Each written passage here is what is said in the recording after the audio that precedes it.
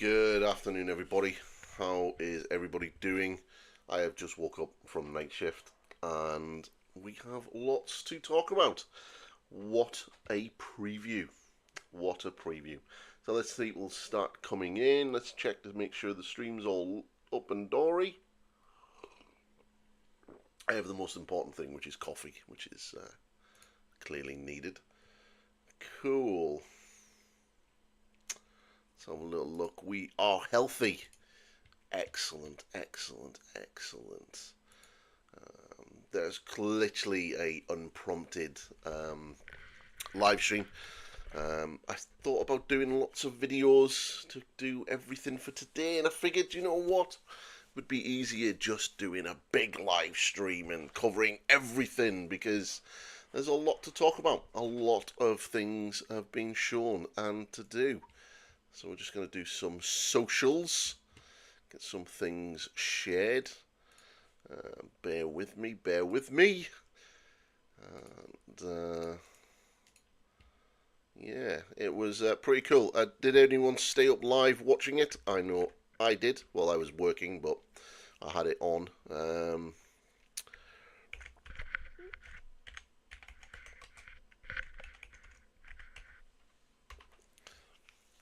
Oh, wow. Right, let's have a little look. We are good. I believe we are good. We are all good. Good, good, good. Let's have a little look-see. Right, we are live. Right, that's everything up and sorted, I think. Right, wow, what a live stream. So, there was, obviously there was the very cool technical difficulty right in the middle of it, not long after they did the Dark Water preview, or near the end of the Dark Water preview. So for about a good 10 minutes we had basically a big screen saying technical difficulties, which kind of threw everything out. I think a lot of things they were going to sort of talk about a little bit more, embellish a little bit more, and kind of sort of tease out and drag out a little bit more. But pretty much after that, it was like bang, bang, bang. Here's your previews. Here's your previews. And there are some pretty impressive stuff. I'm not gonna lie. There really are. There's some things I got right in my predictions, and there was a couple of things that literally like massive curveballs. Namely that Nurgle refresh, which we're going to be jumping into very shortly. That's right, I drink and I know things. Right, let's have a little look. Straight away, we'll get the first one up. So we'll have a little look at the Dark Water first.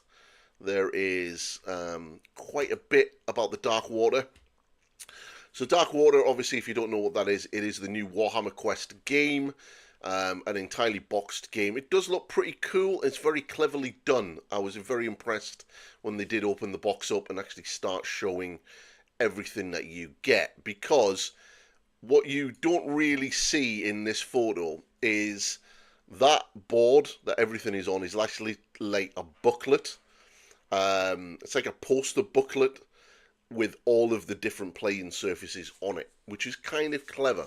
Which also means that if they're wanting to do expansions, it's a little bit easier and cheaper to produce a booklet than it is to produce new cardboard tiles to play on. Kind of cool. And obviously a host of new miniatures.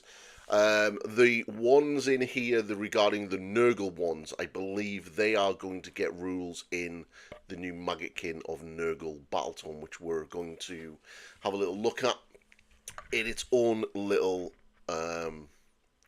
segment. But yeah, quite big, some pretty cool stuff. So obviously it's got the followers of Nurgle and a load of other things. So the miniatures. So we've got the heroes, which they have been previewing these past couple of weeks since the leak. So we've got the Manticore Knight, perfect for an Arc Knight for your Cities of Sigmar army. Very cool looking model, and hopefully this will give us a general hint at what direction the Cities of Sigmar are moving into. There is a rumoured Arc Knight unit on foot, so maybe this is kind of giving us a little bit of a teaser of that.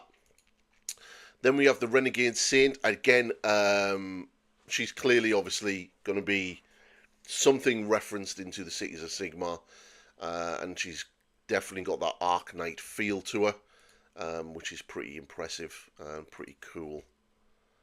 bring that down a bit more. And then we have the Cleansing Blade. I'm assuming she's an elf. I'm kind of getting a lot of Lumineth Realm Lord vibes with this one. She would probably fit quite nicely into the Lumineth army, to be fair. Nice looking model. Very classic, classic posed. Although her feet don't look as big in this photo as they did in previous photos. Then there's Dwarf Ironhead, the Grizzled Explorer, which is our Duradin. I really wish they would give us normal, classic, updated dwarfs for Age of Sigmar. Yes, we've got the Chaos Dwarfs, the KO, and the Fire Slayers, but we kind of need just standard dwarfs at this stage. They do need their own little book or their own army, and hopefully one day we'll get it. But it's pretty cool. I like his two-tone beard. That's kind of sweet. But yeah, he's a pretty cool looking model. And then we have there are 4 heroes that you begin with, but the 3 remaining to be unlocked in the course of the game.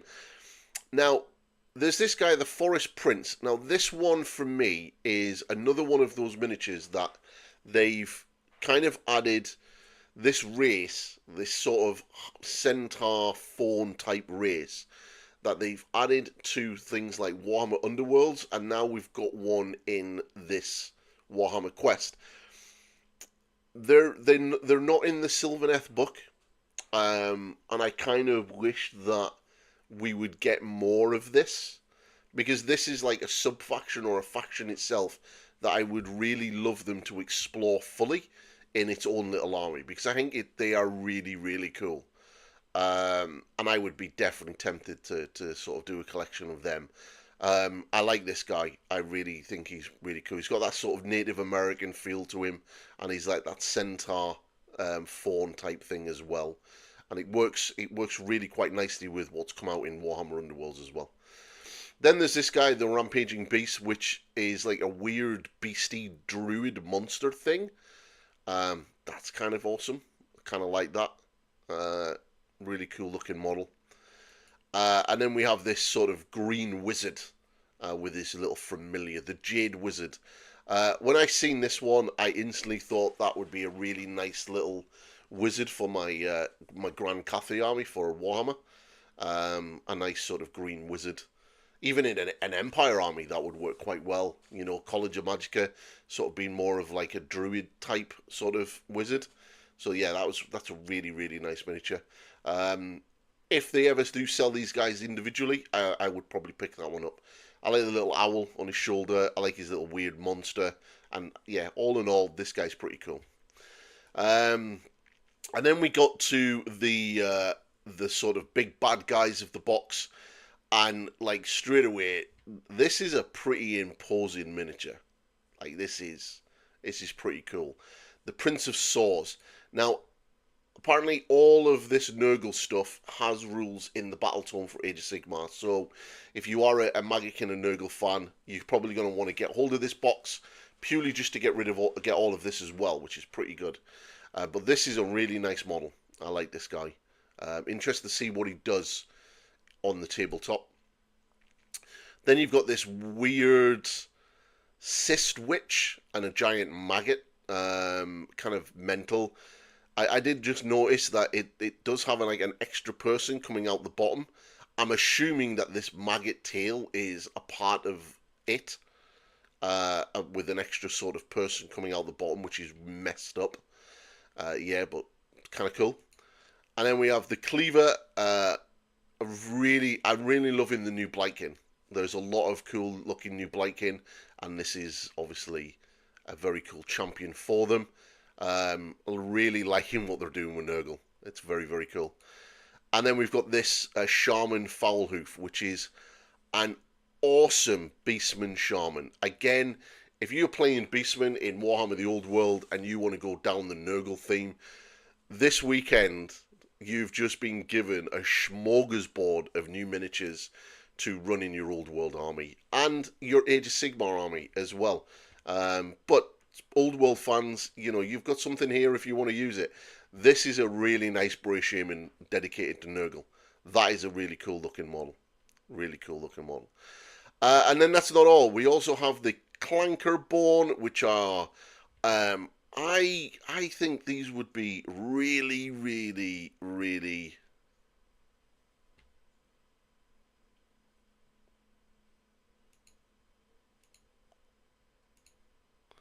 That could be a really, really cool a pair of spawns, Nurgle spawns. Hey, Chris, thank you. I love the guy. That would be a Demon Prince for 40k. Yeah, I mean, there's 40k stuff here if you want to use that. These guys would be perfect for spawns, I think. A couple of Nurgle spawns right here. They're really messed up. They're really kind of cool. But yeah, I think these would work. And I think this is the one good thing about this box, is there's a lot of sort of usages for a lot of the miniatures, which is kind of cool. And then we've got the Blight Templars. Now, I believe that there is a unit of these. We're going to do the Nurgle next, but there is a unit of these guys. Actual 4 Age of Sigmar. And these are obviously a couple of additional ones. They're really cool. I'm getting a little bit of Dark Souls and Elden Ring vibes off these boys, especially with some of the proportions in the upper bodies and their little thin legs and their ickle feet. Maybe that's like Nurgle compensating a lot. But yeah, these are pretty sweet. And then obviously we can't have Nurgle without Pox Walkers. I mean, Pox Wretches. So Fantasy Pox Walkers. Awesome stuff. Really like them. And then finally, we've got the Pestigors. Damn, they're really nice. Really, really nice. And this is just one set of Pestigors that we're getting this weekend. It's definitely a Nurgle fantasy theme that we're getting quite right now. And then we got the Maya Kelps, which I don't know what they are, but they would be really good objective markers for a Nurgle army. And then the book itself. So this is, like I said, there is no board in this. You basically get a booklet. And this booklet is basically like the maps and things that you'll be using for your games, which is really clever. And I think for long term it means that they're able to produce expansions relatively cheaply with a couple of miniatures and a new booklet and new zones and stuff like that, which is really good. And the ability to expand upon that is really, really nice. I need the Pestigor for my Mordine Warband. Well, do you need those Pestigors or do you need the other Pestigors?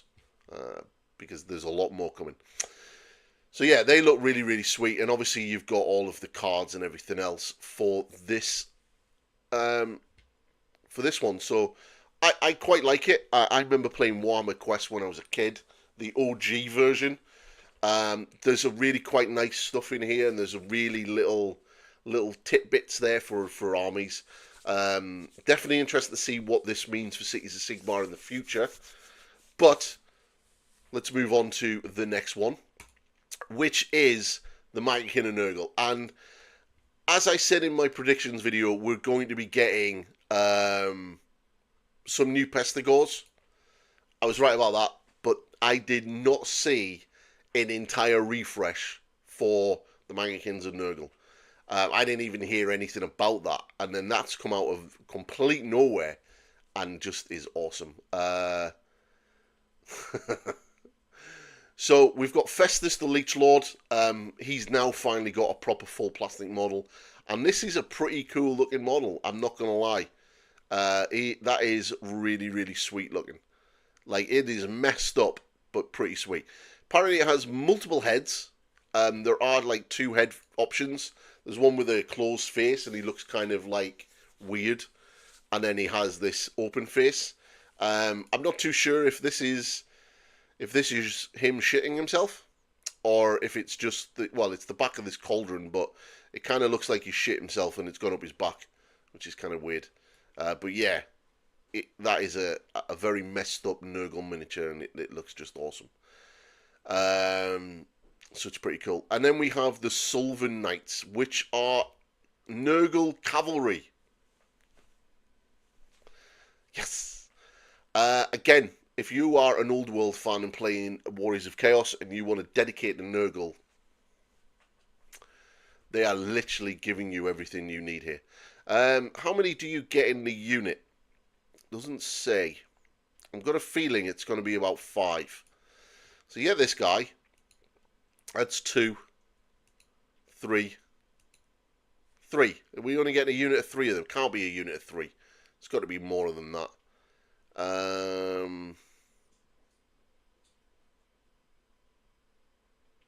Doesn't say.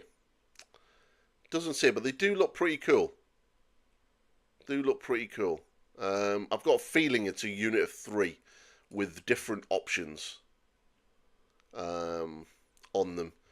I'm not a massive fan of them without their helmets. I'd definitely put their helmets back on. They are a little bit messed up, but yeah, they are pretty cool. I'll be interested to see what they actually do in game. And then we've got the new Blightkins, the Putrid Blightkins. So obviously, Nurgle have been around for quite some time. They have, they were one of the sort of first sort of factions to be added to Age of Sigmar back in first edition, and the Blightkins kind of come out during the whole Warhammer End Times. So those miniatures have been around for a while. So it's nice to see them finally getting an update. Obviously, if you're a Nurgle player, you've probably got a lot of Blightkin, and you're probably not going to need these new miniatures. But, you know, they are pretty cool. They're chunky boys. I mean, that's kind of nice. And it seems to be a dual kit as well. So the kit seems to make the Putrid Blightkins and also the Rot Swords. But but I'm not too sure if that's the case. And then they've got the big boy axe there from the Putrid Blightkins. See if there's any sort of sit bits in the text about them. No, and then we've got the Rot Swords. So the Rot Swords are warriors trapped in a constant state of spawning and twitching. Their reeking bodies not touch the sweat with rusted swords, slice open the flesh, attempting to profanicate their suffering to others.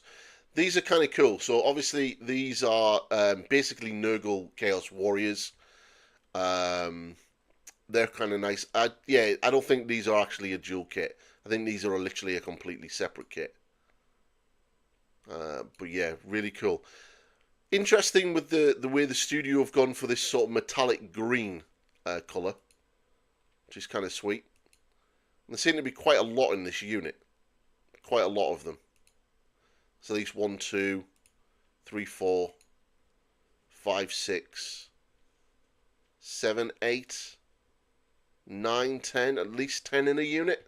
So they're basically, I'm going to imagine that these are basically Chaos Warriors with the Mark of Nurgle for a Magickin army. So if that was the case, then this is probably your mainstay unit for the Nurgle, and these guys are your elite sort of chosen Chaos Warriors.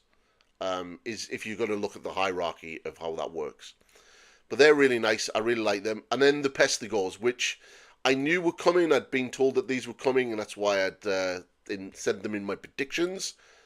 They've been around for like 10 years now. Yeah, I have a few boxes from years ago. The Blightkin models have always been really nice, and I reckon you could probably use a couple of the Blightkin models mixed in with the new ones and get a pretty cool looking unit. But these are really, really nice. These are messed up, proper messed up. I really quite like these. Really quite like them a lot, and I think like if the rumor's true that the other factions are also getting this love, I am very excited for Disciples of Tzeentch, because out of all of the Chaos God factions, they're the ones with the least mortal element in the army. They've got the Zangors and they have the Acolytes, but that's about it. The rest of it is basically demons. And there was some really awesome Warhammer fantasy artwork of some warriors of Tzeentch. way back in the day, and it was some of my most favourite Warriors of Chaos artwork. And I always wanted to see an army of miniatures based on that artwork. So if this is what they've done with Nurgle, I am super excited for the possibility of Tzeentch getting the same, and Khorne, because you've got to remember as well, the Khorne range as well is as old as Age of Sigmar. It come out on day one. So those blood warriors are begging for a refresh. The Reavers are begging for a refresh. Does that mean we're going to get Cornagors? We've already got Pestigors. We've got Zangors. Are we going to get some? I think we've got Slangors as well for the Hedonites. We just need Cornagors. That would be really, really cool. So yeah, I know a lot of people bitched and moans that there isn't a Year of Chaos, but we've just been given a shitload more chaos in Age of Sigmar. So the Nurgle Battle Tome, Maggotkin of Nurgle, which is really cool, is obviously the next book up. And then obviously in there it does say that all the stuff from Darkwater is also in here. So the book itself includes all the followers of Nurgle, rules for the new Spearhead, 2 regiments of renown, and 2 armies of renown, and 1 army of renown shrew from spreading diseases, and lets Rotbringers embrace a 7-step cycle of corruption, while the other has Horcrux Slimex lead a load of demons, which is pretty cool. And then there's obviously the Path to Glory book as well, which they previewed.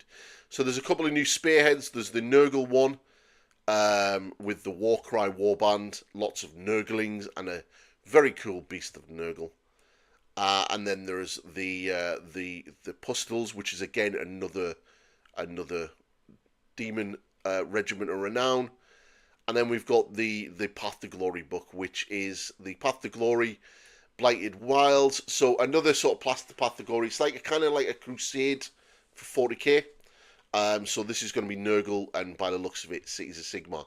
And on the front, very, very interesting piece of artwork there of not a marshal, because that is not a marshal. Could be a mounted knight, or it could be an arc knight. So, but Cities of Sigmar obviously are due their refresh for 4th edition, so it'll be interesting to see what they get. And then obviously, yeah, you got some nice little blurb on that. So that's Maggotkin. Pretty awesome.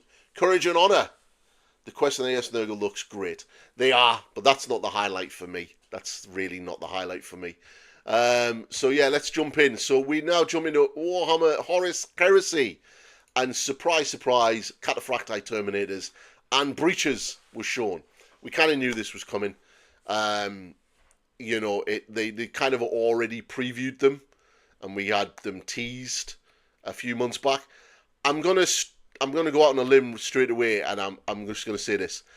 There are aspects of these Terminators that I do not like. I'm just gonna say it now.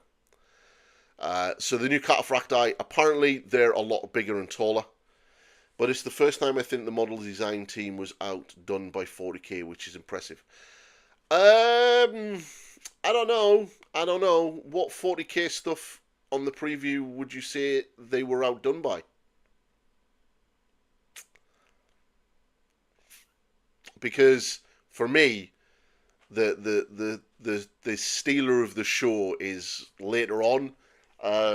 But for me, it was Old World. Old World stole it completely for me. The Nurgle stuff is really good. I don't think there's anything really in 40k that they kind of...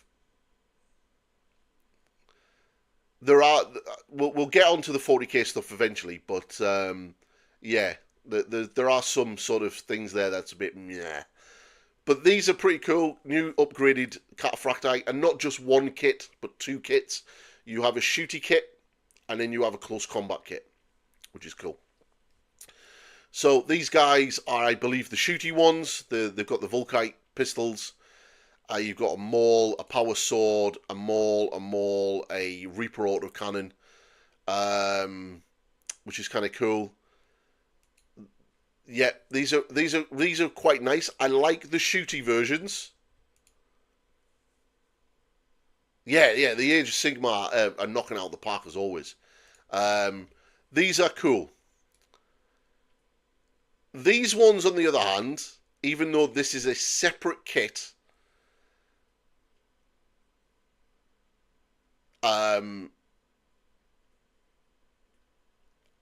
and there are, uh, it's the power fists. It's the power fist looks stupid.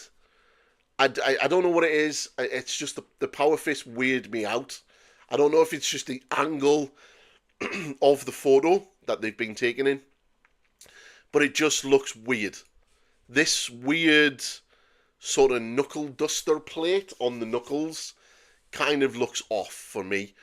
But yeah, cool that we've got them. Obviously, as well, units of 12 Cataphracti Terminators now, rather than units of 10. So you're going to get 6 in a box, by the sounds of it, and you can take up to a unit of 12. Interesting. I hate that I have so many of these fists off, and they have selling the special weapons as an add-on. Yeah. But this is what they're going to do with the Horus Heresy. They're going to give you the units, and then they're going to sell you the weapon kits and everything else. Give us Lightning Claw. Give us Cataphracti Lightning Claws. Give me Lightning Claws for Cataphracti Terminators and Chain Axes. Give me a special weapons kit with Lightning Claws and Chain Axes. But models, the Ducal kit was good in the Ultramarines auxiliary kit, like the hotcakes. Won't be surprised if it outsells everything else previewed. That's thanks to Space Marine 2 and the Amazon show. Yeah, we're going to get into that very shortly, because they did my boy dirty. We're going to be talking about that very, very shortly.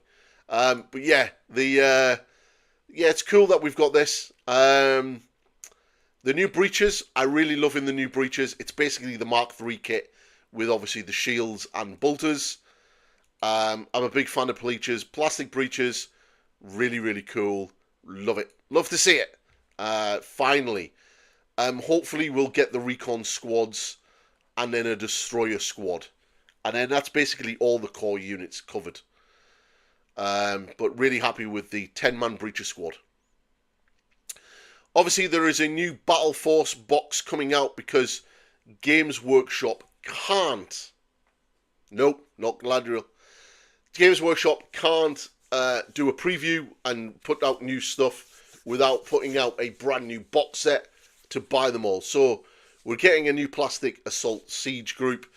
It basically comes with 12 of the new Terminators, 10 shooty, 10 close combaty, and 10 of the new breaches, and a Leviathan Siege Dreadnought. Now, they were talking about the Siege Dreadnought. As far as I'm aware, it isn't a new kit. It's the same kit that we currently have. It's just in this box. It is good. It's really nice. Now we just need a new plastic Cataphracti Terminator Lord Praetor model and the new Tartarus Terminators as well. And then we're laughing. But that's not all for the Horus Heresy. We also have more. And in the form of some Mechanicus stuff, Sikari Battle Pilgrims have come out as well. And these are messed up. So very much feeling a little bit of like the vibe for the 40k stuff. We have these weird long-legged Skitari, which is cool that we are getting them. Is it me? Or am I the only one getting Dark Mechanicus vibes off this? The Cataphracti like good, but they could do some slime from the Death Guard Terminators, baby. Is it me or am I the only person getting Dark Mechanicus vibes off this? Like, these guys scream Dark Mechanicus. Like, they scream Dark Mechanicus. I do think Dark Mechanicus are coming. They are definitely coming to the Horus Heresy. But these guys scream Dark Mechanicus. And obviously you're getting a Marshal for them. So, you know, you've got your unit, your HQ, and then we've got this thing, which used to be a resin kit, and if basically if you're a 40k player, this is your blight drones. This is what they look like before being corrupted. Yeah. Dark Mechanicus is definitely this is definitely Dark Mechanicus feeling. 2 months away, maybe revealed then. Yeah, maybe. I definitely think we're going to get them. I don't know if we're going to get them right away, but they definitely seem to be building up to that. But then we're obviously going to get Dark Mechanicus because they're in Legion Imperialis, so we're going to get that crossover with that army eventually into the larger Horus Heresy. I got Star Wars, Clone Wars, Grievous vibes. Yeah, there's that too. But this is your Blightkin, your Blightkin floaty drone thing from 40k. This is what it looked like in the Horus Heresy before it got corrupted. And it's now a plastic kit, which is really cool. So obviously, a new box can't have new models without coming in a battle group. They're going to be sold separately eventually. But you've got your weird Skitarii, your HQ, and your drone. And a new book, Skitarii Steel Hand of Mars. So a new Arcane Journal for Journal Tactica for the Horus Heresy, with all of the rules for all of the new stuff in there as well, the background and all of that good stuff, which is pretty cool. So that's pretty nice. I'm definitely interested to see what they do with the Dark Mechanicus. Definitely interested to see what they do. Now into Legion Imperialis. Obviously, I was right about the Super Heavies. I told you that Imperialis were probably going to get the Super Heavies. I'd also said in a previous preview that we're probably going to get the Saturnine stuff for Legion Imperialis, and here we are. There they are. We now have the Heavy Assault Cardiff for Imperialis. Really cool. Legion Imperialis is a game that is interesting me more and more. Because I think it's the proper way to play Horus Heresy at this stage. Because Horus Heresy should be played on really big games with Titans and mass infantries and tank formations. And it's just something you can't do in the 40k scale. But yeah, Saturnine Terminators, the Saturnine Dreadnoughts, and the assault platforms all coming to Legion Imperialis, which is pretty cool. Also, this one isn't got a normal version, has it?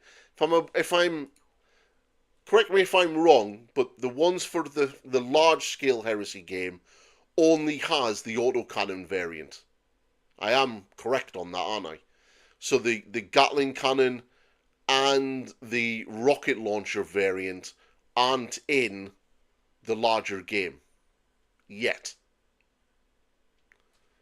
If anyone is a Horus Heresy collector and has these things, correct me if I am wrong that these two weapon variants are there or not there. I don't think they are. I think it's just the one with the quad autocannons. Which, if that's the case, that means that you're going to get a new version of this with these new weapon variants in your Horus Heresy game. And then obviously there's the Saturnine Battle Group, which comes with all your Saturnine Terminators, your Saturnine Dreadnoughts, a Mastodon, some Vindicators, and some Fire Raptors. Seriously, GW? Seriously? Just give us a plastic Fire Raptor for the normal Horus Heresy game. Just give us it. Just hurry up and give us plastic Fire Raptor and a plastic Storm Eagle. We have been waiting a long time for this, DW. Please make it happen. Yeah. So there's that, and we're starting to get these aircraft as well. And then obviously this new Super Heavies. We've got the all the different variants, as well as a new Flamer variant, which is kind of cool. Like I said, like these aren't available in resin anymore on the store, so expect these to come out in the larger versions as well for the Horus Heresy game. So there's at least going to be 1, 2. We already have that one, and then we've got the glaive. So there's going to be at least 3 more Super Heavies coming out for Horus Heresy. And then there's the Legion Astartes Combined Arms Battle Group. So again, if you are getting into your Legion Imperialis and you want to, you know, jump in, you've got a nice big box full of Space Marines. Xiphon, again, another resin kit that needs to be made into plastic. I'm wondering if this is the little teaser into that, which would be kind of nice. The aircraft do need to be brought over to plastic. But yeah, there we are. They are in plastic, but they're ickle bitty versions. And then there's the Solar Auxiliary Battle Group, which gives you lots of new Solar Auxiliary stuff. There are certain things there that we do not have in the big version, namely the new Solar Auxiliary version of a Baneblade, and the Lightning Fighter, which again is another resin kit yet to be made into plastic. So a lot of cool little sort of hints at potentially what is to come for the Horus Heresy. And then a new journal strategy, which is obviously like an arcane journal, tactical journal for Imperialis as well, which is pretty cool. So, that's not all for the Horus Heresy. Now, obviously, the Horus Heresy book series has been going around for quite some time, and then we've got the Siege of Terror, and it feels like they're basically re-releasing it. So the Horus Heresy series is massive. It's boosted by 54 novels, short story collections, before you even get to the Siege of Terror. So the up-and-coming Horus Heresy Saga series is curated and collected in 12 iconic novels, which take you through the pivotal events of the Age of Darkness, from the Warhammer's rebellion to the traitors arriving in the solar system. Now, basically, I was going to do a video on this, and basically have a video talking about which are the books that I would recommend a new reader to the Horus Heresy should jump into. Because if I turn around to somebody who'd never read this before and I went, right, you have got 54 books ahead of you, and then at least another 6 or 7 on top of that for the final battle on Terra, that's a daunting reading library, list of books to read. So basically, I think GW understand this. So basically, this is, by the sound of it, a new set of books, basically picking the 12 books that you need to get you from start to finish, which is kind of cool. So kicking that off is the first one, which is basically essentially a reprint of Horus Rising, which is probably arguably one of the best books in the Horus Heresy series, and has that amazing opening line of, "I was there, date the day Horus slew the Emperor," which is probably one of the coolest ways to start a series of books, when everybody knows that Horus did not slew the Emperor, and instead it got bitch-slapped by the Emperor of Mankind. But it's really kind of cool. And I'm really liking the artwork. You know, Abaddon's there, Torrigeddon is there, Loken is there, and Aximand is there behind Horus himself. So yeah, really cool. So if you haven't got into the Horus Heresy and you want to get into the Horus Heresy, I would start collecting this series, and then you can jump into the other books that you don't get from the 54 books to get in. So the 12 books include Horus Rising, False Gods, Galaxy in Flames, Flight of the Einstein, and Fulgrim. So the first 5 books from me are some of the best books in the entire series. First Heretic, again, absolutely amazing. Prospero Burns, really? Out of the 2 Prospero books, they used the worst one. I'd have used Thousand Suns myself. No Fear, that's not a bad book. Betrayer, amazing book. Praetorian of Dawn, pretty good book. Master of Mankind is a good book and has a lot of little changes and retcons that do affect Warhammer 40k, namely the Legion of the Damned, and Enslaves to Darkness, which will take you right into the final battles before moving into the Siege of Terror. So yeah, it's pretty good that they actually are doing that. There are a lot of books there, so obviously if you want to read about the Imperial Secundus, the Ultramarines basically creating their own Imperium because they think the Imperium has fallen. There's those 3 books, which would be Imperial Secundus, Runestorm, and the other one. There's the 3 books that tie into that with Vulcan. Then there's the other. You could technically kind of sort of have like little mini trilogies that kind of sort of circle this as well. But the first 5 books are basically your go-to. So kind of cool. It's kind of GW beat me to making my video, but yeah, this is really good to see that they are doing it, because 54 books over a 20-year span, that's a lot for any new reader or new hobbyist to sort of take in. So yeah, pretty good. So really good to see that they're doing that. Right, now for me, my highlight, and this is for me my favourite part, and I'm going to sort of gush over this quite a lot, is the preview for the new Cathay stuff, the second wave of the Cathay. There is very little I can say about this other than this is fucking amazing. Get the Astronomica on foot as well as mounted. For me, as a Cathay player, is one of the best bits of news. We didn't get the Sky Junk. That's fine. I can live with that. What we did get was even better. So if you don't know how the current Cathay army works, we only really have 2 magic users in the entire army. The Shungun Lord, or General, which is basically the girl on the dragon. Once you tool that model up, you are looking at anything up to about 360 points for one model.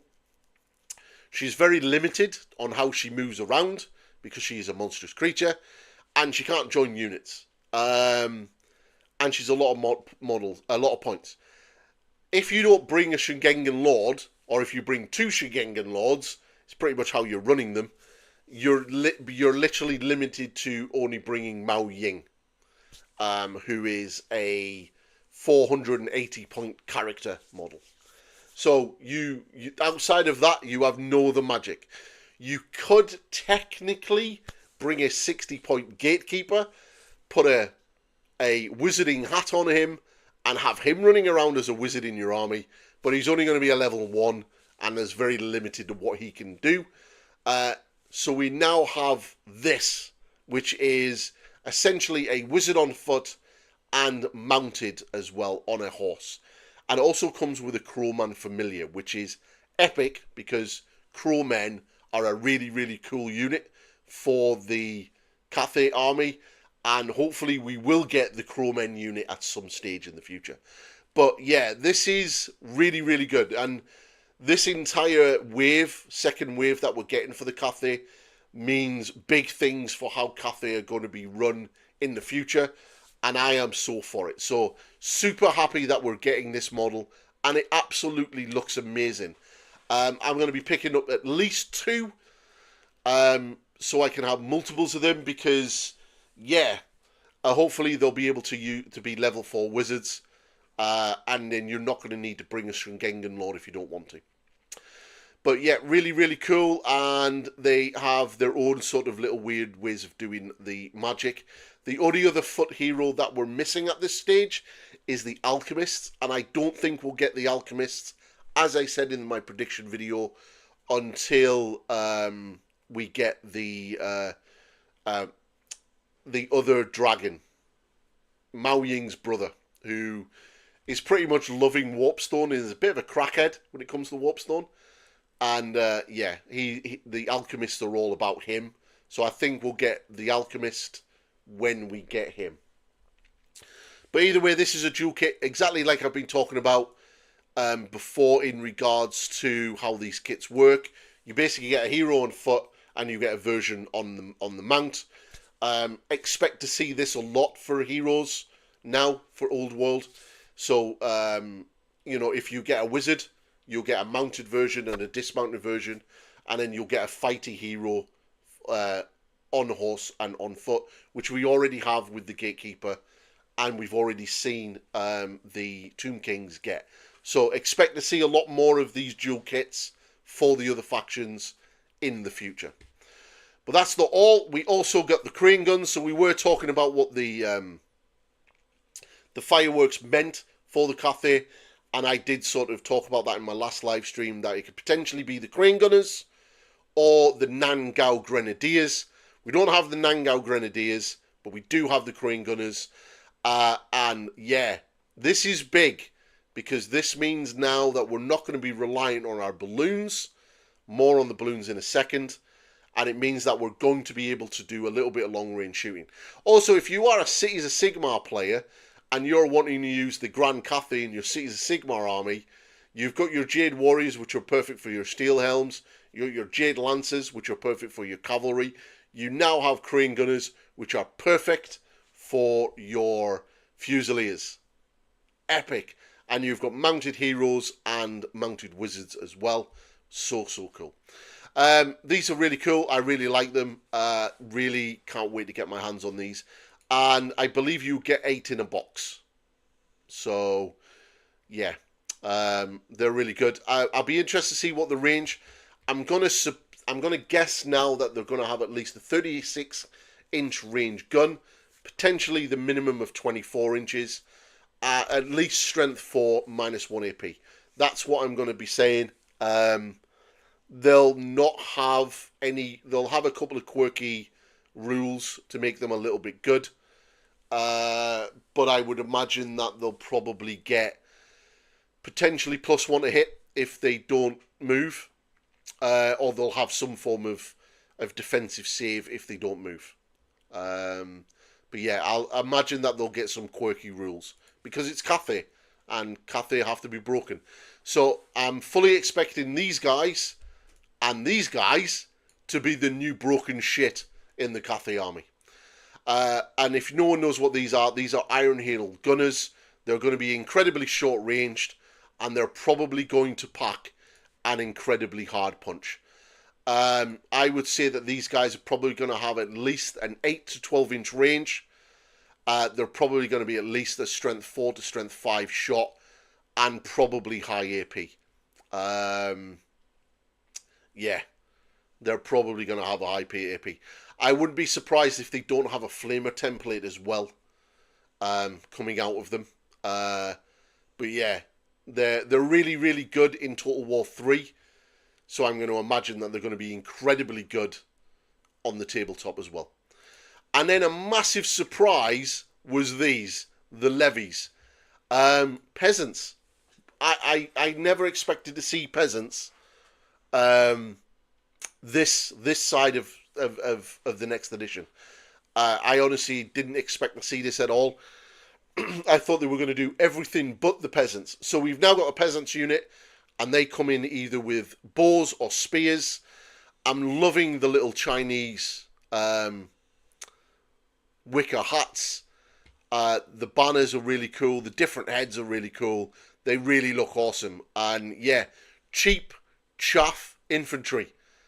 Amazing. Absolutely amazing.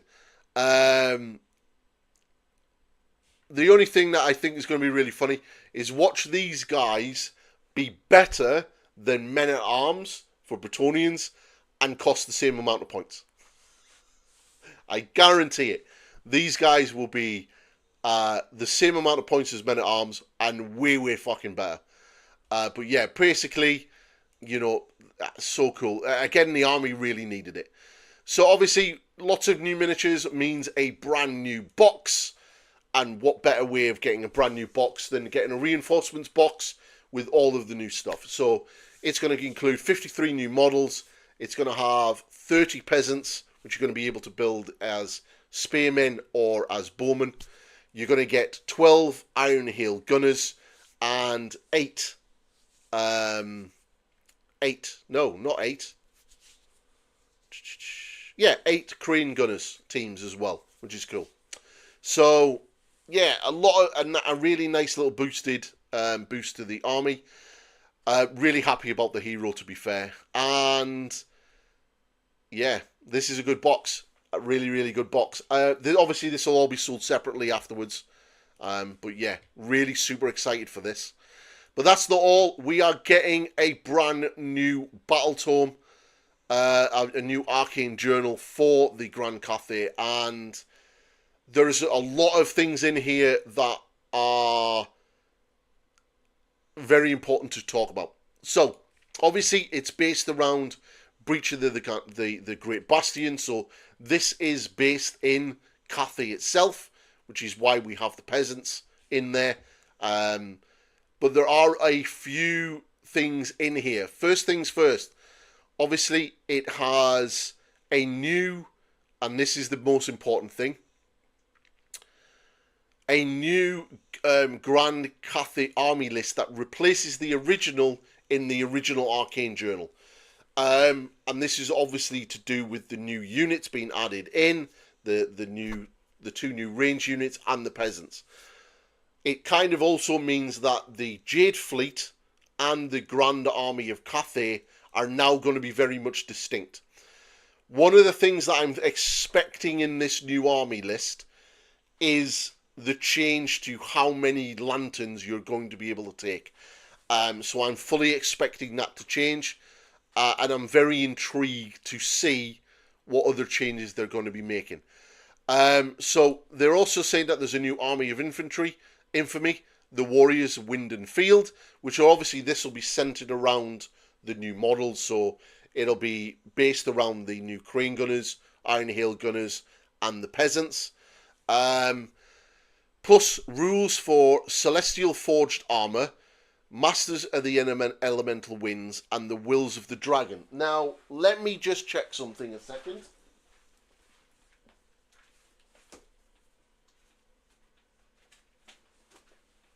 So, I just need to check because I'm not too sure if that means we're getting brand new rules for them as well. So let's just have a little look and see if we have rules for Celestial Forged Armor. So obviously, this is what's been replaced. This here.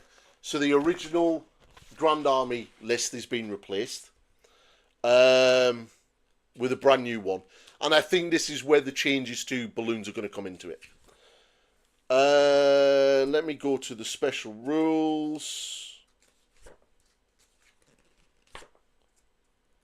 So,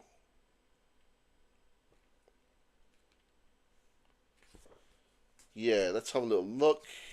Where are they? Where's the special rules? Right, so Celestial Forged Armor, the plus rules for Celestial Forged Armor. Now, we already have rules for Celestial Forged Armor in here. So, currently, it gives you a ward save against any wounds suffered, and the armor value of the ward save is shown in X bracket, okay? And basically, anybody who can have that in the army. That's clearly changing with the new book. Then there's the Master of the Element Winds, which is once per turn, a wizard within your army that has this special rule that is within 6 inches of one or more friendly wizard can apply +1 casting modifier. That also seems to be changing. And then the Will of the Dragon rule, which is a unit with this special rule may be re-rolled to fail panic test when a friendly unit is destroyed while 6 inches of it, or when it is fled. And that is also changing as well. So the three main rules for the army are getting new rules. So there's a lot of changes coming to Grand Cathay. So this is interesting in alone.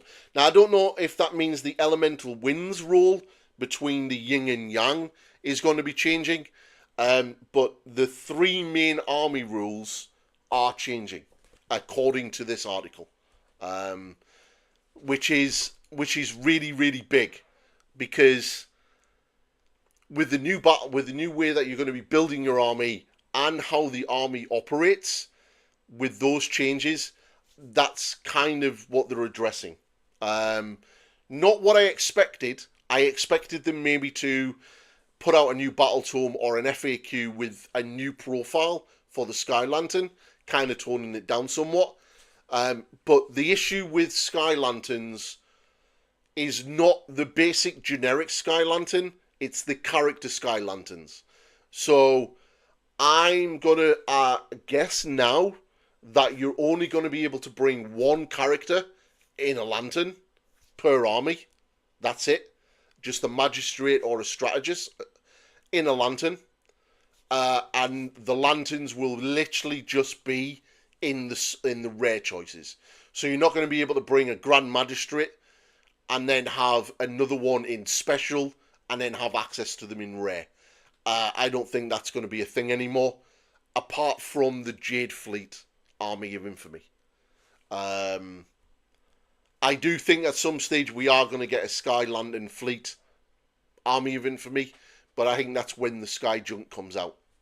But yeah, a lot of changes sort of talked about here for the Grand Cathay, and as soon as I get my hands on that book, we will dissect the shit out of it in regards to what it means about Cathay. But yeah, some pretty decent things in regards to that. So if you are getting your ass handed to you by Cathay a lot, do you know, there are big changes in the future. So that's not all. We also have the Necromunda, and we get this guy, Divine Prince. No idea who he's for. I don't play Necromunda, but he's a pretty cool looking model. Really kind of like that guy. And then we get these guys, the Justicars. Yeah, they're really cool. Again, I don't really follow Necromunda, so I don't really know where these guys have come from. I do know that these guys are Votann, and they're kind of new.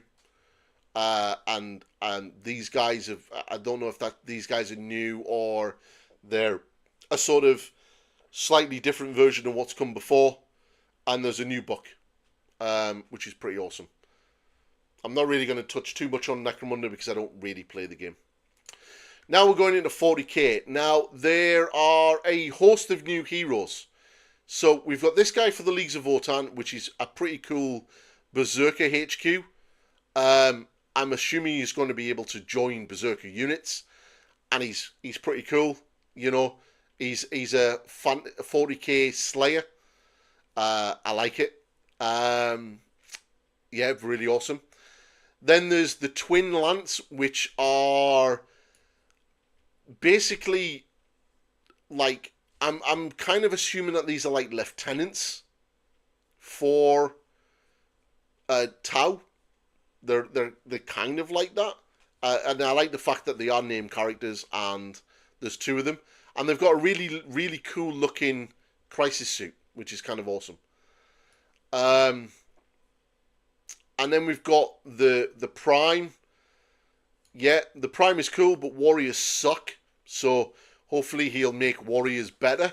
And the Warriors need a new kit as well. So, you know, make that happen, GW. And these apparently are going to be quite a way off. And I will imagine there'll be a book to accommodate all of these guys. Now, there was another thing for 40k, which was like a trailer for Warhammer Plus.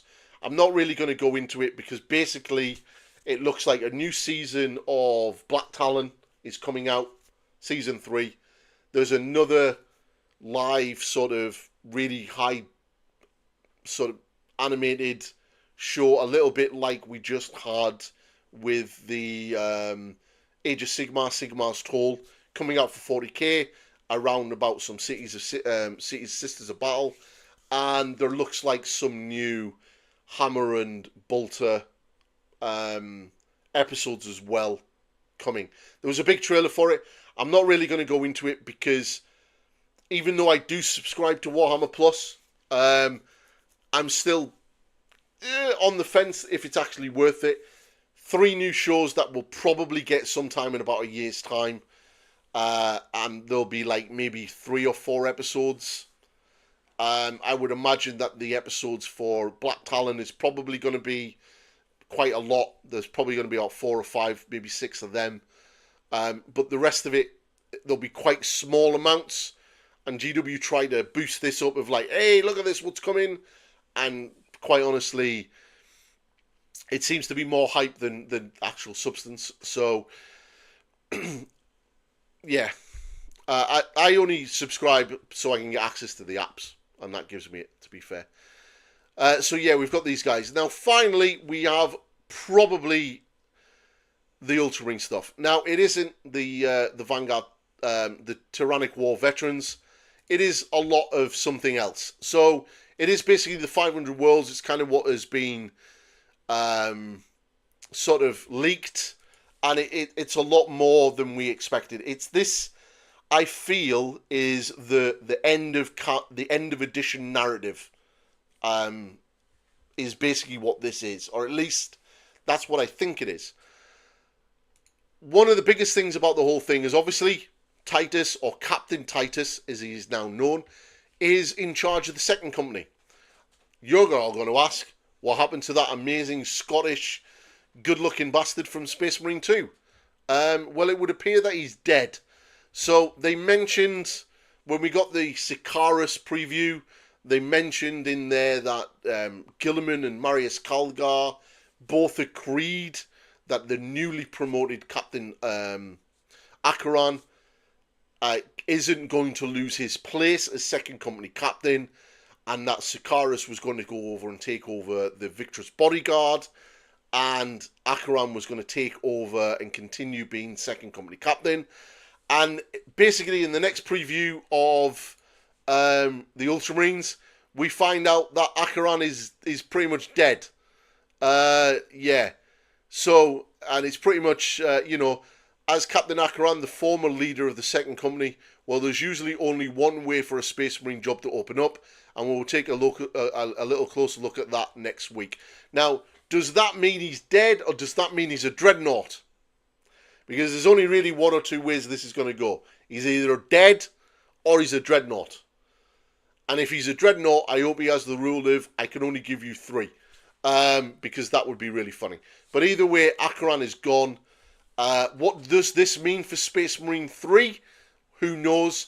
What does Captain Titus mean for Space Marine 3?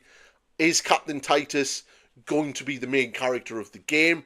Or are we going to get a new character that we play as in the new story? Who knows? But there's big changes here. So obviously Captain Titus has a brand new model. Which is kind of cool. Yeah, I get it. It's kind of nice. If anyone hasn't watched the Amazon show for the Secret Levels episode for Warhammer 40k, there's major spoilers ahead. So I do apologise straight away. This kind of spoils what happens at the end of that. And also kind of has a little bit of spoilers for the end of Space Marine 2 as well. But hey, let's jump into it. So there is a new sort of command squad for Titus called the Wardens of Ultramar, and it has 2 Space Marines and a bunch of humans to basically lead them. So straight away we have this lovely fellow, which is, you'll probably recognize him from Space Marine 2. He is the sergeant from Space Marine 2, and he has basically been promoted to being Titus's company ancient, and he carries the company banner for the second company. Really kind of cool. I like that. He's a really cool model. My as soon as I seen them sort of say this, my first question was, where's the other guy? The big black guy with the bionic arm. Where'd he go? Where's he? Is he dead? Is he alive? Is he the guy that we're going to be playing as in Space Marine 3? I hope so. He was pretty cool. I really liked him. Especially when he had his little badass moment and he goes off on his own and starts smashing chaos on his Todd. That was really quite funny. But yeah, we've got this guy is now basically an ancient and in the command squad, which is cool. I like it. I like the fact that they're tying it into Space Marine 2, which is cool. Now, if everyone has seen the Amazon episode on Secret Levels, you may recognize this big lovely fella. He's the big black guy who was with Titus at the end of the episode, and he was the one that led the Blade Guard. My first impressions of this model is very lackluster. For me, it seems to be just a generic Blade Guard model with a new head from the Ultramarine set and a new pauldron from the Ultramarines upgrade set. This guy in the Amazon show had a big two-bladed power axe. In this, he has a power sword. So I don't think this is an actual unique miniature, as per se what his character is in the show. I think they could have given him his big massive power axe to make him really stand out and be that character from the Amazon episode. So that's my only real gripe with this guy, is he's not got that big massive axe. The helmet and everything else looks exactly like the Amazon show. Same with the chest plate, but the pose and everything about it just looks like a generic blade guard. So yeah. Then we have these, which are basically human characters, which are going to be pivotal to the 500 Worlds campaign, as well as helping Titus do what Titus is doing. So these are kind of cool.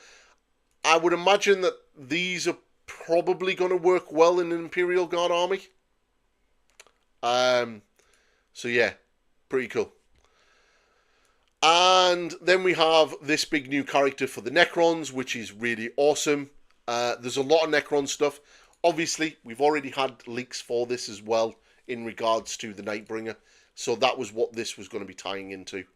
Nightbringer is not, I would appear, for Kill Team. He is actually for Warhammer 40k.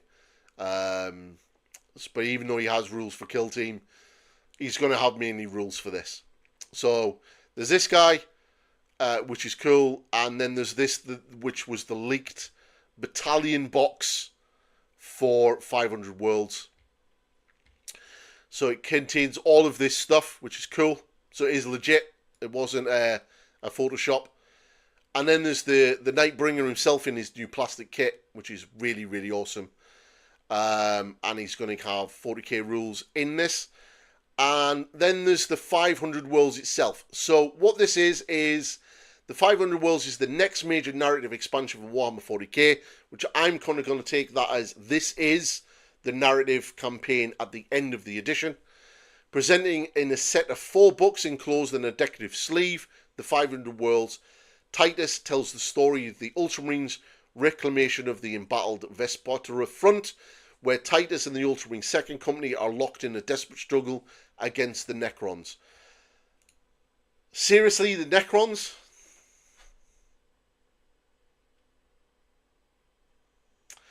Is anybody getting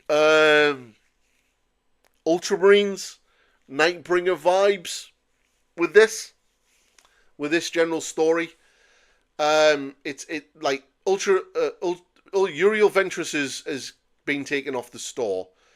Now we've got a Captain Titus, and it kind of feels that Titus is kind of taking over Ventress's story, because Ventress started out fighting the Nightbringer and the Necrons in his first novel, and they're kind of seem to be replacing that with Titus.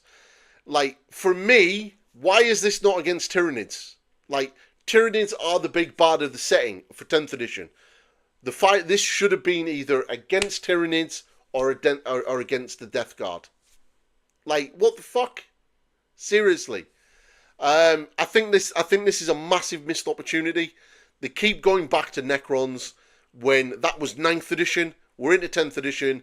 This should be Tyranids or Chaos. Or even Orcs. Like, yeah. We need a Kalgar Dreadnought. We need an Acheran Dreadnought. That's what we need. We need an Acheran Dreadnought. So yeah, I'm not too sure what I think of this. I kind of feel it's like rehashing stories that we've already had to kind of replace characters from previous books with new characters. And this kind of feels that they're like trying to do this to retain the attention of the new players coming in off the back of Space Marine 2. Everyone knows who Titus is from Space Marine 2, and I kind of feel that this is what they're trying to do with this. It's cool that he's there as an official character in the game and in the chapter, but I kind of feel that they're replacing a very much beloved character like Uriel Ventress, with practically the same story. You know, the only thing missing from this is Dark Eldar, is the Drukhari. And then you've pretty much got Nightbringer Novel 2.0. So in addition to the headline books packed with lore, miniatures, photographs, glorious new artwork, the 500 Worlds is set includes the War of the Bespers Front, a complete campaign system for Warhammer 40k that pits three aligned allegiances against one another in a bitter control for territories. Also in the slipped case is the Dread Incursions, boarding action rules. It's good that they're actually keeping boarding action supplied with new rules. With new missions, maps can be played independently as part of the Vesper Front. And the book of 6 new Warhammer 40k detachments for Space Marines and Necrons. Again, Space Marines getting a load more detachments. They don't really need it. They've already got all of the ones in the Codex. Then the Blood Angels have got theirs. The Space Wolves have got theirs. The Dark Angels have got theirs. The Black Templars have got theirs. The Death Watch have potentially got theirs. And then we now have 6 new detachments for them and new detachments for Necrons. Tyranids are the main threat for 10th edition. Why are Tyranids not in here? No idea. But either way, they're going to be taking a closer look at this as well in the near future. And that is pretty much it for the previews. The Titus thing is really cool. I love the new model. I love the fact that we are getting that.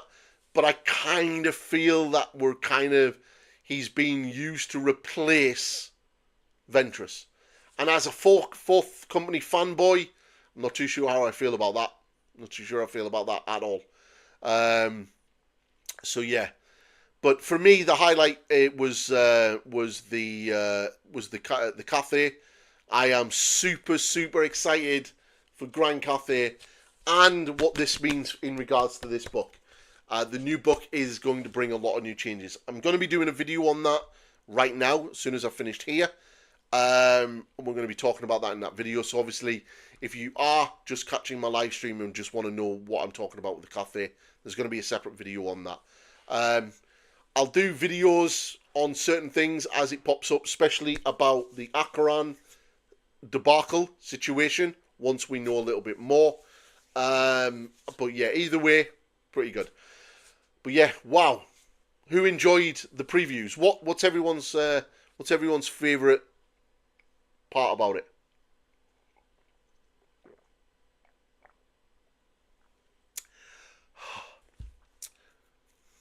New live streams are always good.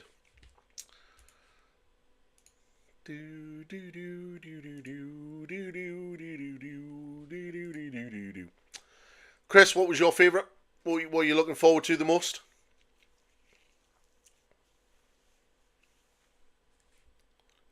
The Nurgle Demon Prince. Is that the one from the Dark Water? Is it the really big guy?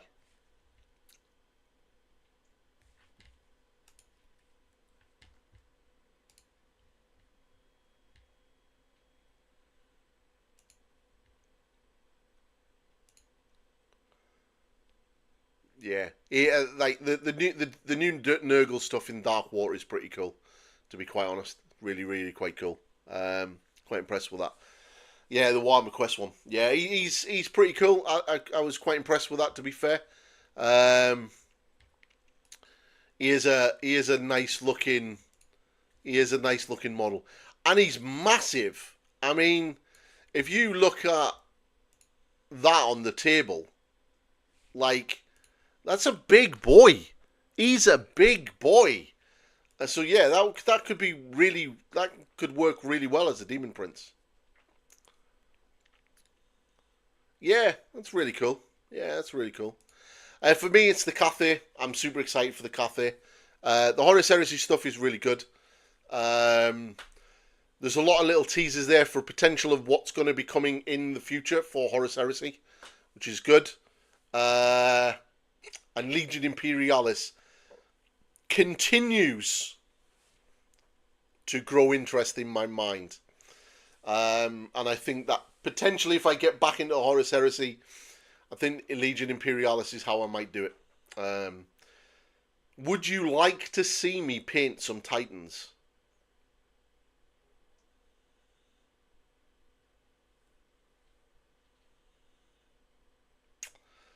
Because I'm a thinking Titans could be an interesting painting video. I know so much. Oh yeah. I could be tempted to do some Titan painting. A couple of Warhounds, a Warlord, a War Master. I think if I did play Legion Imperialis, I would be playing Space Marines, of course, because when do I not play Space Marines for 40k or Horus Heresy? But I could definitely be tempted with it. There's that much out of for it now that you practically have everything that a Space Marine army can run. The new Saturnine stuff is really cool. And the fact that you can add Titan Legions, support, and Imperial Knights, you know, that's fucking class. So I might actually look at it. I know my local store has the starter set for Legion Imperialis. It's either that or I buy the separate boxes and then the rule book, and then there's that additional book and cards, and then it's just a matter of sort of building the army and building up the Titans. But yeah, I did try to play Adeptus Titanicus when it first came out. There wasn't that many people in my local area playing it, and then I got rid of everything, and then they all started like getting into it, and then it was quite hard to get into because you needed all the different cards and the different sort of big sort of Titan cards per Titan, and a lot of this was out of stock and not in print, and it was, yeah, I feel like now that the game is a little bit better supported than it has been in the past. And one of the first games that I ever sort of really played for Warhammer in the late 80s, early 90s was Epic. I had my Rogue Trader rulebook, which is right there on my shelf, which I bought with my pocket money in 1988, and I still have it right there. That's how old I am. 1988. How many years ago is that? 37 years old. Holy fuck. Yeah, I'm going to stop reminiscing about when I got into the hobby, because that makes me feel incredibly old. Some of my viewers probably weren't even born then. It's mental. Right, I've been doing this far too long. But anyway, yes. But trying to play Rogue Trader back in those days was incredibly hard. I was born in 86. Yeah, wow. I was 7 years old. But yeah, so trying to play Warhammer in those days was pretty hard. Because Rogue Trader is not a very friendly game to play if you're a child. You kind of need another person to be like a dungeon master. The sort of the modern day war game that we know and love as 40k didn't technically start until 2nd edition. It kind of started at the end of Rogue Trader. We started getting the compendiums. We got the yellow book and the red book, which kind of started giving you your codex army lists, which will let you sort of build armies. That very much turned into 2nd edition. But your actual modern day Warhammer 40k, that kind of started in 2nd edition. Rogue Trader is pretty much where 40k started, but the game itself kind of come from 2nd edition. A lot of people have a lot of rose-tinted glasses when it comes to Rogue Trader. People seem to think it was this glorious game, and it really fucking wasn't. I started in '94, and yes, a lot of people did. I remember I got the 2nd edition box as well, and was playing 2nd edition. 2nd edition was a lot easier to get into, but before that I was playing Epic, and I had the original Epic box, the Epic Space Marine box, And if anyone ever remembers the classic artwork, I'm going to see if I can find it, which was the classic Space Marine artwork of Epic Space Marine artwork.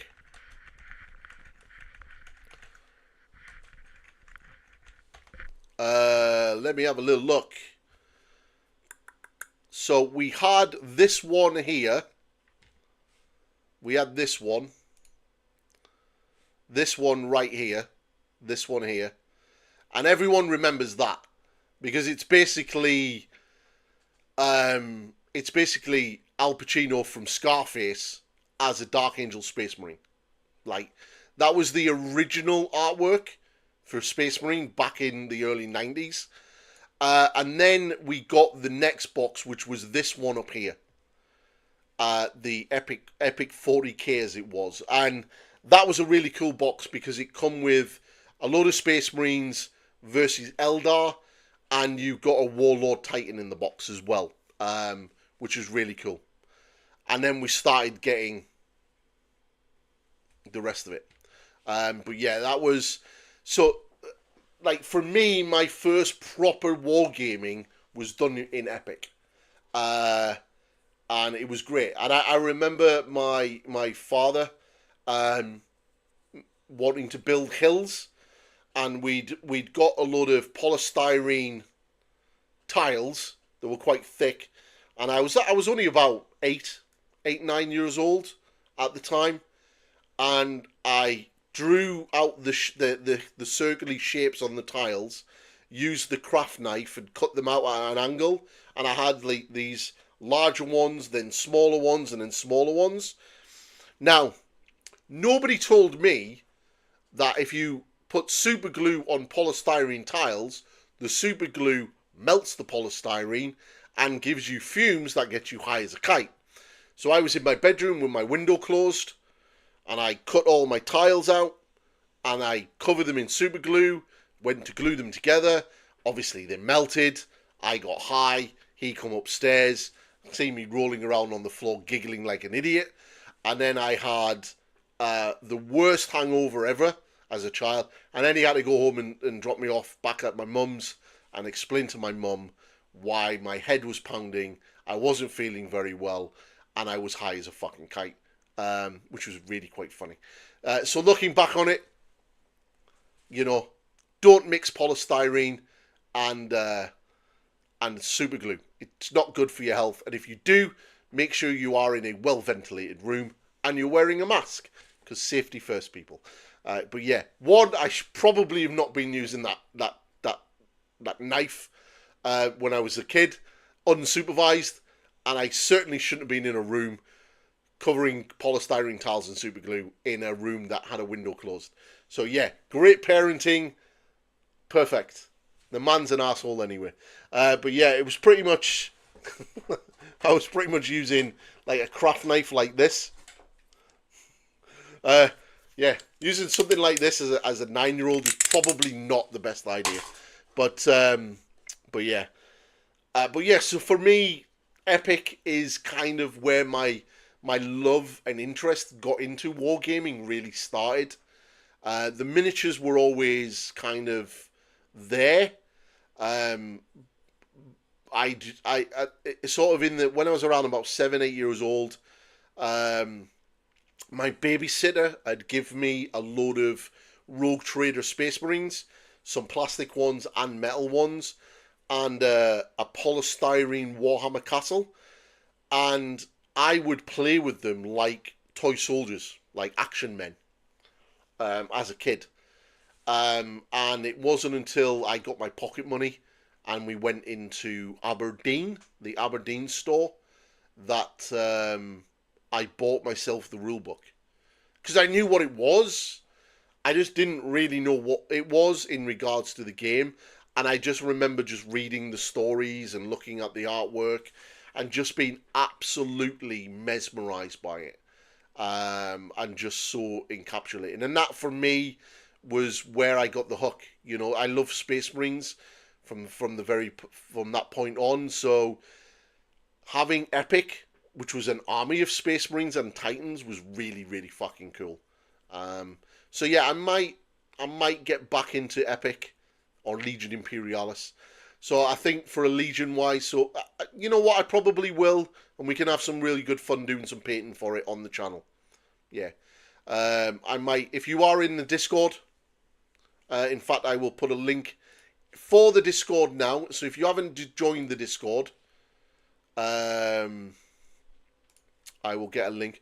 There is a link on the channel itself, on the YouTube channel. But I'll put a link in now. So if anyone hasn't yet joined the Discord, you can. It's over there right now. So feel free to jump in. And I'll have a little area for whips and stuff like that. And I'll put up a poll once I get my starting point of Legion Imperialis. We'll do a poll and we'll talk about if I'm going to do traders or loyalists. I never played Epic 40k, but I did like playing Legion Imperialis. Yeah, there's just something really cool about it. Yeah, I mean, like, even if you don't want to buy the official stuff, there's a lot of 3D printable stuff out there for Epic. Different tanks, different titans, aircraft, marks of armor, all that kind of good stuff. So, you know, it's there if you want it. But yeah. But I'm going to call the stream. We've been streaming for nearly an hour and a half. I'm really quite chuffed. Thank you very much for everybody who has kept me company. Very, very cool. Thank you. If you are finishing off and watching this on repeat, and you have yet to hit that subscribe button, I should have said this at the beginning. Hit that subscribe button. I'm doing a giveaway when I get to 5,000 subscribers. We're almost at 4,700, which is really cool. So feel free to hit that and help my channel grow. And I'm going to go and record a video talking about the Cathay changes now, because that's actually quite important. And I will be back. Yeah, so there's a Mao Ying video coming. You might see her just up there. I just need to finish recording the Mao Ying video, and then she's going to be going up on the channel. I've got a Lieutenant Titus video that I want to do. And then I've got a couple of other Grand Cathay painting videos I want to do. How I paint my army, as well as some other stuff. And I have also a video that I'm going to be doing on Monday on how to make your own armor wash. Very, very cool for anybody who wants to make their own washes. Alright, super quick and easy, and I'll go through that in that. And then I'm going to start trying to get a few more painting videos out. And I've got a couple of other Cathay videos to look at. The cannons and the Shungengen Lords is their little deep dives into them. But that's the stream, everybody. Thank you all, you absolute legends. I will catch you all in the next one. I will probably do another live stream on Wednesday afternoon. Probably a little bit of painting my Grand Cathay army. So keep an eye out for that on the channel. And if you're not yet subscribed, hit subscribe, like, share, comment, all that stuff. And I'll catch you in the next one, peeps. Goodbye.